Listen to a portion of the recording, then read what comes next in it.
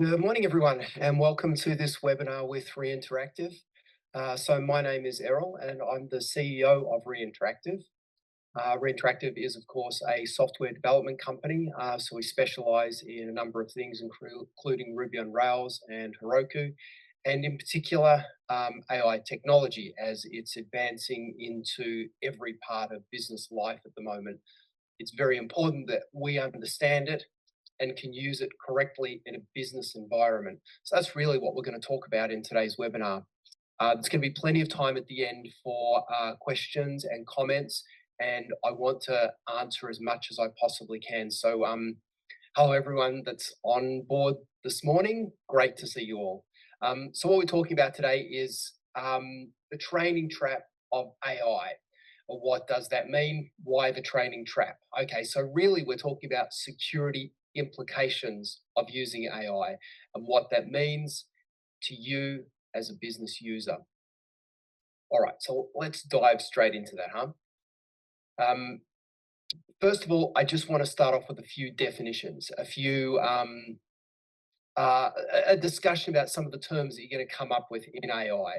So the first one is, what is AI? So really, it's a very, very broad term, and it refers to any computer system that's designed to mimic human-like thinking in some aspects. So a computer algorithm, a computer program that's designed to respond and communicate in some way like a human. Now, that doesn't mean that it is human or that it's taking over humans, it just has a similarity. And that's what AI is today. Like, for example, if you type in something into a generative AI tool like Chat GPT, for example, you can ask a plain language question and you'll get a response that sounds sort of like it could be human. Not exactly though, because you can often look at it and go, yeah, no one would actually say that or phrase it exactly like that. Or if you're generating an image using an AI tool, you can often go, yeah, it doesn't look quite right. So there's this work towards making this more and more perfect as we move along. The next word that I want to define is generative AI. So generative AI is a type, it's a subset of AI applications that can produce a human-like response in the form of text, images, sound, or video from a plain language prompt. So that prompt is that thing that you type in that says, draw me a picture of a cat, or what's the weather going to be like in Melbourne today, or something like that. So that's the question that you ask it, and the response that you get is called generative AI. So what it's doing is it's generating something that is designed to mimic how a human might respond to that question. And like I said, there's a bunch of different media. So it could be text, it could be image, it could be sound, or it could be a video. Next one I want to define, getting a little bit more technical here, but stick with me, it's neural network. So a neural network is a series of interlinked pieces of information that is designed to mimic the way we believe a brain works. So this doesn't mean that the computer algorithm, that neural network, is in fact human or alive or a real brain. It's not. We just have this understanding of how we think a brain and different neurons in the brain might work together. And so we develop a computer program that mimics that, and that's called a neural network. And what a neural network is able to do is, with separate pieces of information, be able to link them in ways that that are very, very complex to come up with a response, so that if I ask a particular question, it knows what to say. I won't go into that in a lot more detail. That's maybe another subject for another day, but I just want you to know that this thing exists. So just going into that a little bit further, neural network is the process by which a generative AI model learns. So it learns by putting together these neural networks. So it does it by going over training data. So it reads, let's say it's a page out of a book or a website or something like that, and it goes over it many, many times. And what it does is it tries to predict what the next word might be in a sentence. So it's got a sentence, might be the cat. And so it knows that if it sees the word the, there's a good chance that the next word should be cat. And that's how it starts to learn, and that's how it starts to mimic our language. So imagine then doing that not with just the next word, but the next sentence and the next page and the entire book eventually. So with the right prompt, how would it come out with something? And what it's trying to do is it's trying to then, it just keeps going and going until the output that it creates is similar to um, the actual thing. So it doesn't. We don't want it to be exactly the same because we don't want it to reproduce exactly what's there, but we want something similar. So it seems like it's correct. Deborah just asked the question, how is generative AI different from regular AI? So regular AI is the subject that encompasses everything, and generative AI is a subset of that. So you can imagine generative AI at the top, and then underneath that regular AI or AI is at the top, and then generative AI sits underneath that. That body of information, that neural network that's put together that can then predict what the next word in the next sentence could be is called a large language model. A large language model is able to accept plain language inputs and turn it into some other type of media, basically. So that's what a large language model is, and you'll hear that term used throughout AI and LLM. So typical types of LLMs might be OpenAI's ChatGPT, Google's Gemini, and you can probably think of a few others. Like there's various ones that are on the market that are freely available, and they're there for all of us to use. So they're the basic terms. As I said, don't want to go into enormous detail on all of those because I don't want to make these overly complicated, but I think these are worth diving into in a lot more detail. Next question then is, how does an AI tool learn? Okay, so what it does is it goes over and over a particular piece of information many times over until the predicted output closely matches the actual output. Okay, so let's just do a real fast example of that. So let's take the sentence, the cat sat on the mat. So if I was to ask the generative AI, what did the cat sit on? The large language model already has all this information about what the cat might have sat on. And in this case, it knows it's the mat. Now, it might think that could be just cat. So it could be the cat sat on the cat. And there's a small possibility of that. And so sometimes when you ask that question, it might deliver that output. The cat sat on the cat. Just because the word cat often follows the word the, and it knows that. So it goes, well, let's predict this. So that's how you get these sort of strange responses out of AI. But most of the time it's going to go, oh, okay, the cat sat on a mat. Right, okay, so the cat sat on the mat is the answer. Once it's learned through all of these troves of data, and where does it get this data from? We're going to go into a little bit more detail, but one of the things that made generative AI possible on this planet at this time is the internet. We have millions and millions and millions of websites with text on them, images and videos, millions of them. And so the generative AI tools are able to grab those because they're public domain, meaning that anybody can just go and grab them, read them, use them, whatever. You don't need any special permissions to do that. So it grabs that information and it learns on that information. So millions and millions of websites, that's what it takes. And going over that thousands and thousands and thousands of times until it can accurately predict what the next word, sentence, and page might be. It then goes into fine tuning. So fine tuning is when it's done that whole learning process, it's ingested the millions and millions of pages of information and millions of images and millions of videos. That's all been ingested. So fine tuning then is where a person or another type of computer program can then adjust the responses based on what we expect to see. So that might be adding a bias into it. Maybe that's a political bias or a scientific bias or something that is specific to what we want to run that large language model on.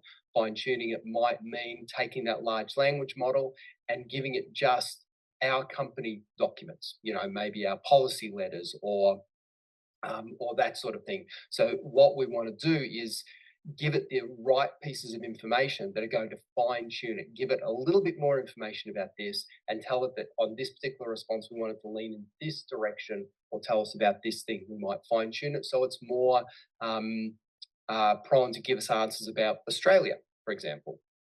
Linda's asked a question, which is, does AI have access to secure data? No, not directly, unless we give it access, is the answer. But I might go into that a little bit more, a little bit further in this webinar. So in this way, an LLM can produce results specific to your data set using what it knows about sentence structure and being understood. So you might have, for example, within your company, a particular way of speaking or a particular method of understanding things, and you wanted to learn that. So it has the tone or the voice of your business. Maybe you want it to sound conservative, and so you can fine tune it. Sounds conservative. Maybe you want it to sound like a 20-year-old on TikTok. So you can fine tune it to sound like that. That's what fine tuning is about. Okay, so now let's get into the interesting stuff. How might a large language model and AI use your data? Okay, so one of the great advances that's made LLMs, large language models, as capable as they are, is its access to the vast troves of data, everything publicly available on the internet. And I said that all of that stuff's publicly available. You don't need permission. That's still, there's some of that still being settled in courts. But as it stands right now, those AI tools have already ingested all of that information. That cat is out of the bag, so to speak. In order to become better, the AI tools need more data. So there is this incredible race going on right now in the world. That race is who is going to have the best AI tools that are going to sound the most human-like. In fact, the goal of all of the companies, all of the large corporates that are aiming for this is something called AGI, Artificial General Intelligence. And artificial general intelligence is defined as something which can, in some aspect, be human-like or more than human-like. So we're going for something that can deliver a response exactly the same as you or I can. So right now, the tools on the market don't deliver a completely human-like response. It's similar, and we can sort of feel like it is, but we still know it's an AI. So imagine a tool, and this is complete science fiction, of course, that can sound and act completely human-like and is indistinguishable.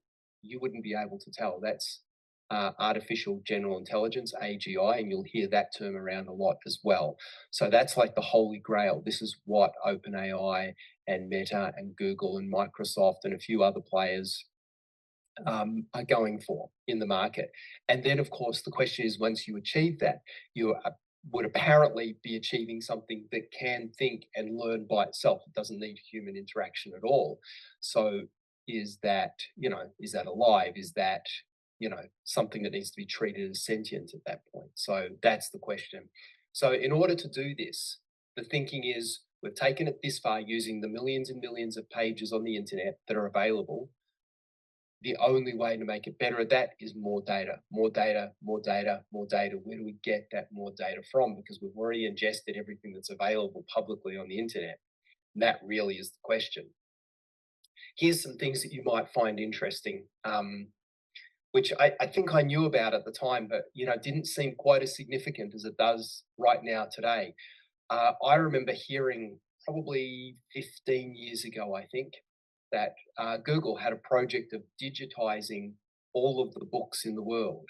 And you might think, what an incredible project. They would literally scan them in, and using a computer tool would turn that into a digital text that can then be ingested and then searched and used. And I thought at the time, how nice are Google doing this so that the world's scholars can use all of these millions of books that are available. And it turns out that Google might not have been doing this out of the goodness of their hearts. They might have been doing this because they knew all along that the company that wins the AI race is the one that has the most data available to them. So they digitized all of these books, incredible amount of work, and then used that information to teach their AI models, their large language models. Incredible. This was happening 15 years ago. Another thing which you might know about is the capture tools, which we've all used. So the capture is, or one version of the capture, is when you go to log into a website and it says, prove that you're not a computer, or prove that you're not a robot. And then there's an image and it says, pick out the bicycles, or pick out the stop signs, or pick out the sidewalks in this image. And you have to click on the boxes. Turns out that wasn't actually necessary. Like, the Google capture tool works perfectly well without that. It works in the background and it works on a bunch of factors that are unknown to you and I to detect if you're actually a bot or not. So those images that were there were actually being used to teach their generative AI model, what does a bicycle look like? Here's part of a wheel of a bicycle. How can we understand that that's actually a bicycle? Here's a stop sign. Can we pick that stop sign every time? And what we were doing was fine tuning that model. So the model had already gone, okay, I think in this square, and this square is a stop sign. Let's now throw this image to 10,000 users on the internet and see if they agree with me. And if they all agree, or most of them agree, because some people get it wrong, most of them agree, then okay, we know our computer model is working. So that's the purpose. That's what that whole capture tool was there for. It was to teach an AI model. It wasn't to actually see if you were a robot or not. Incredible, but true. How might an AI tool use your model? Okay, so we've already discussed this. There's an enormous amount of money and power available to the company that produces the best AI that is closest to human thinking, AGI. You might be right if you think something undisclosed might go on. I tried to word this as nicely as I could, because far be it from me to cast aspersions on a large corporate. I don't want to do that, and I definitely don't want to get sued.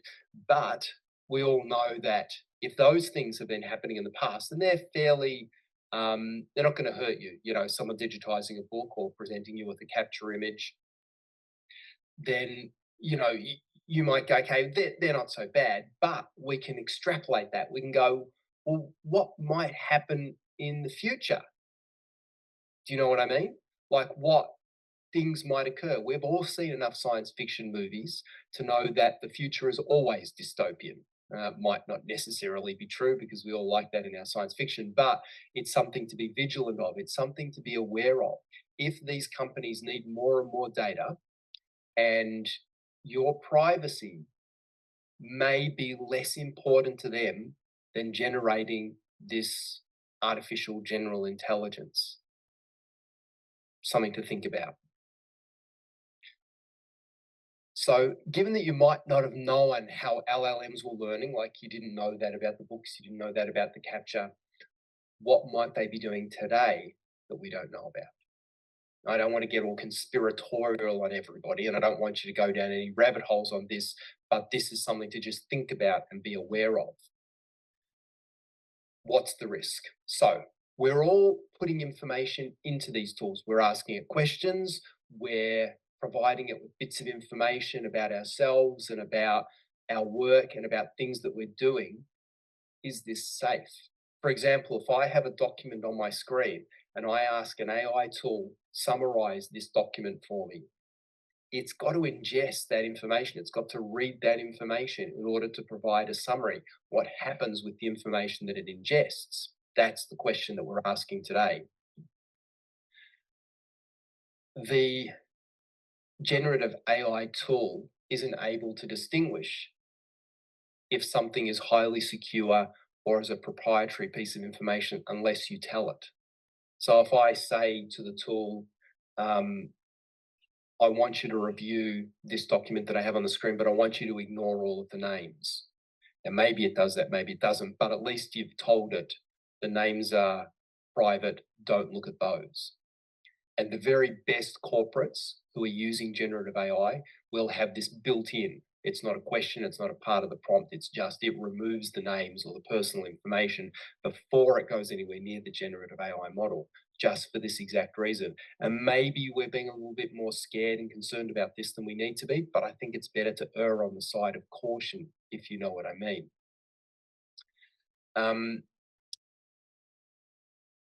So a programmer, that is someone, a computer programmer, who's instructing the large language model on what to do with a piece of information might not specify what to do with the information, So we have to think about that ourselves. This is very, very important, in particular if you're using a large language model, generative AI, in a business setting. And I'm sorry, Linda, I will get to your questions, but I'll just run through maybe some of what I have here because I might be able to answer some of it for you before we get to the end.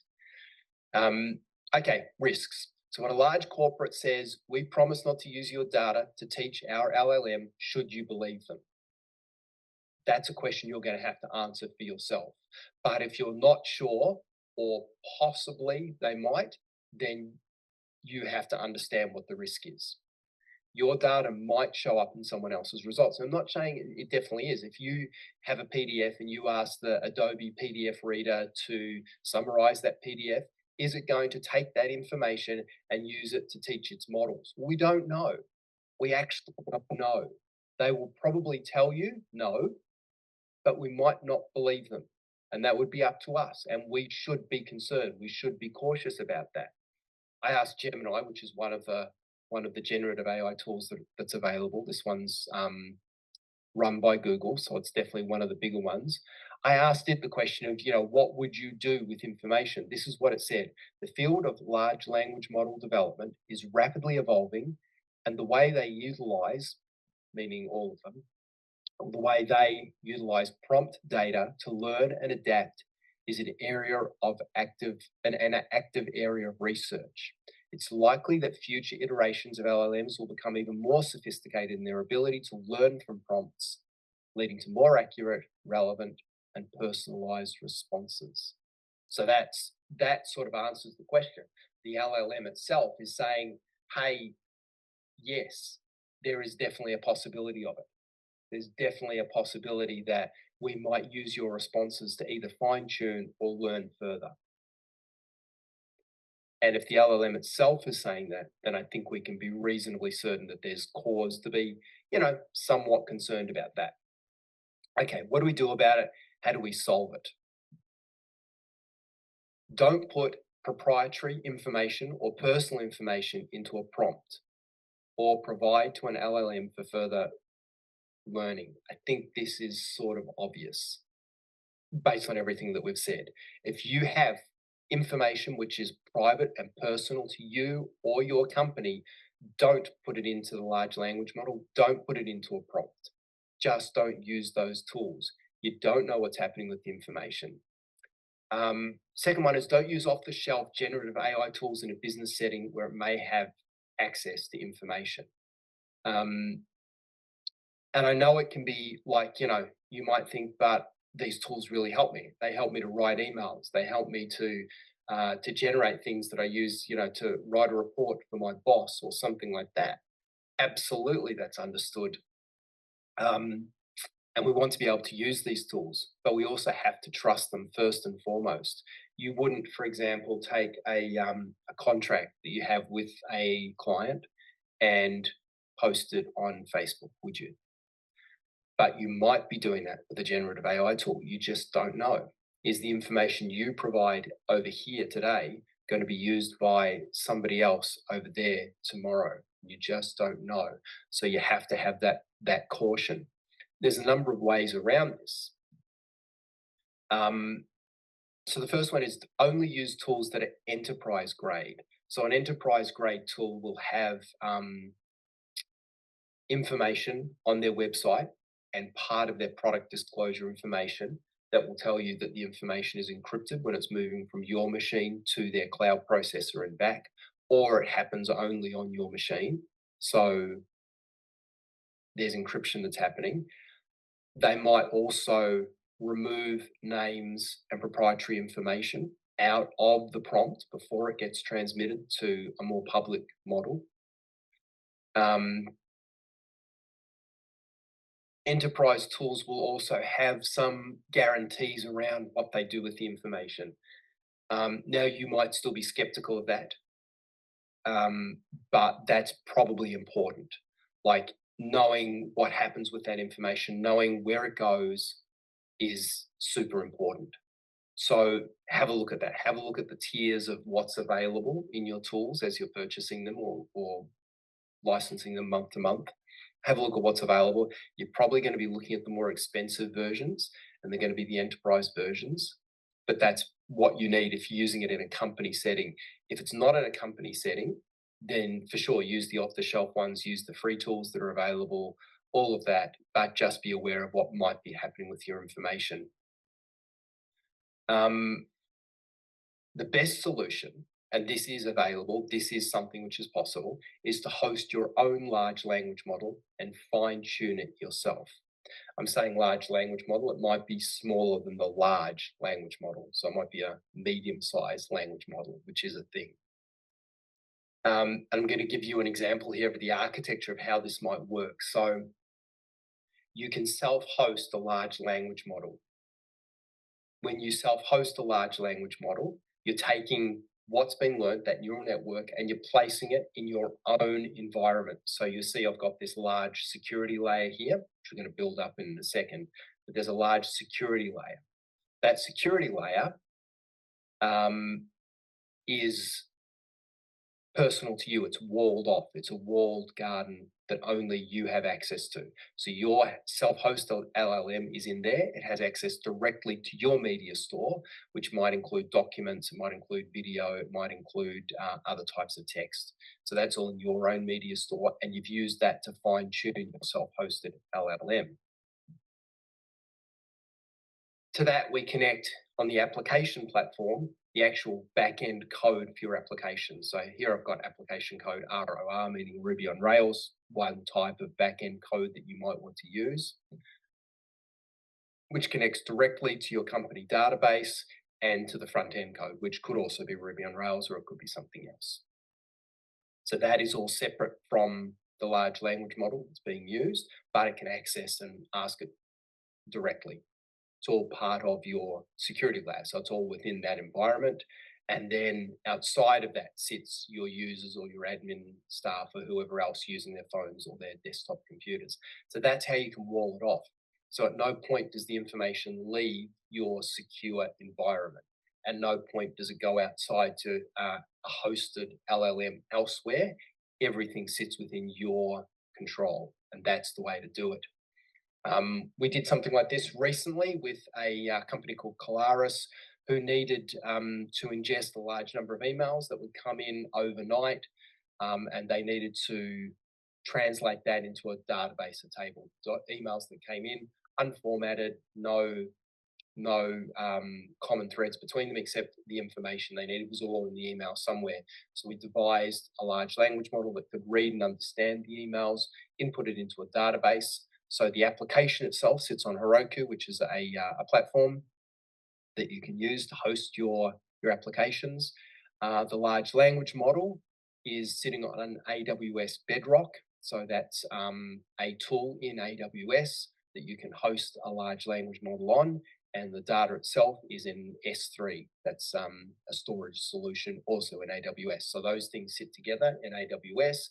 The application in Heroku then queries the information where it sends it back into Heroku, and then it's available for the staff to use. It's all within the secure boundary, and there's no point where the information leaves the control of Colaris. So there's they don't have to have security concerns about it. That's all walled and protected. So that's an example of a business-ready application. All right, I think I've probably talked enough. Let's do some Q&A, huh? Is there any questions? I know we're sort of running kind of late here. You know, I've talked a lot, of course. But are there any questions that anybody has?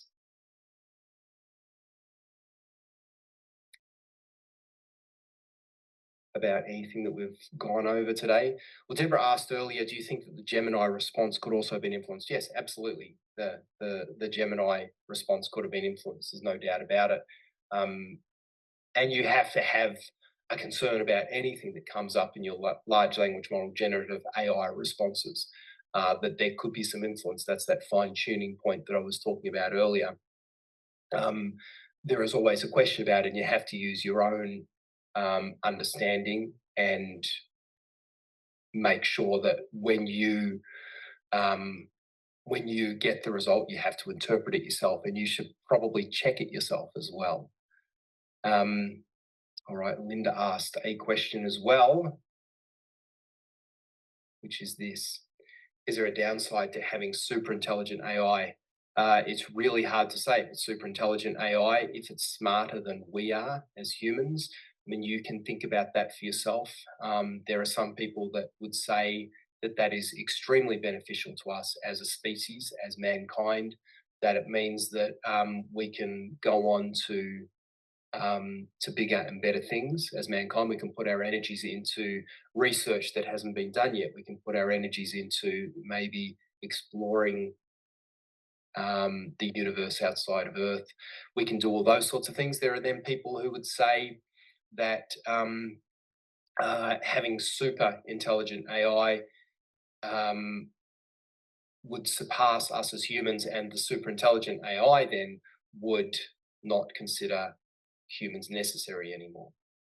So they're the opposing sides. I'll give you a great example though of how intelligent AI can be very, very useful. In the early days of AI, and I'm talking only 3 or 4 years ago, there was, I think this is at Harvard, but I could stand corrected on this, where a team input a bunch of information about how antibiotics work into a computer, and also the process that they use to test antibiotics. So as you know, there is a continual battle between the bacteria and the antibiotics that we have.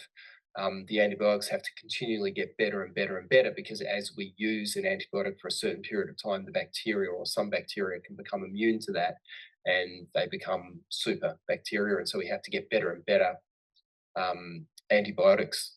So it's an ongoing thing that happens continuously. So a bunch of information was input, and in this case, the generative AI came out with a molecule that it had internally tested using its own test criteria, that was an extraordinary antibacterial agent, like quite extraordinary. And it would never have been found at the rate that humans test these antibacterials. So in that case, that was an incredible result. And that is in use today, and it saves lives today. So that's an example. Another question from Linda.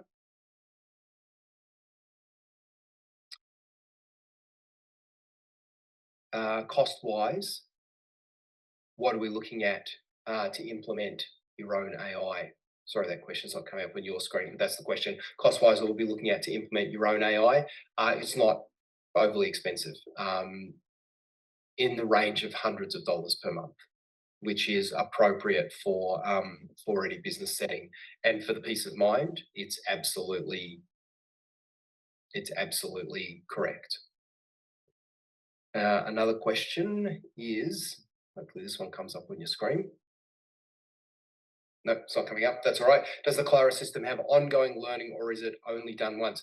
Yeah, that major learning only needs to be done one time, because really all it is actually fine tuning. So the large language model has already done the learning. We're fine tuning it on the emails that we have, and no, it doesn't have to be redone unless somebody says, "Hey, I now need it to pick up this piece of information," or "Here's something that I think we might need in the future." So then we have to teach it that, or some different aspect of something like that hadn't been thought of before. Otherwise, no, it only has to be done the one time. We don't have to re-teach it continuously. All right, good. Thank you very much for all of those questions. We're definitely over time on our webinar today. I am very interested to know about any webinars that you want to hear about in the future, anything that you might find interesting. Our next webinar is going to be on the subject of the ethical use of AI. And at the same time, I think we'll produce a series of videos that just explain the basics of what AI is and how it works, like some of those terms that we went into at the start of this webinar, and just going into those in a little bit more detail. So we'll do a series on that. But the next one is definitely the ethical use of AI. If there's anything else that you're interested in, or anything else that you want to hear about, please tell me. please send me an email or drop a line. I think everybody's got my details from the emails that you received going into this. And if you have any feedback or any questions that you have, please let me know. We'll send out a copy of this deck and the video to everybody who attended today as well, so you can go over that. And if any questions come up later, please ask. So thanks everybody for attending today. Bye.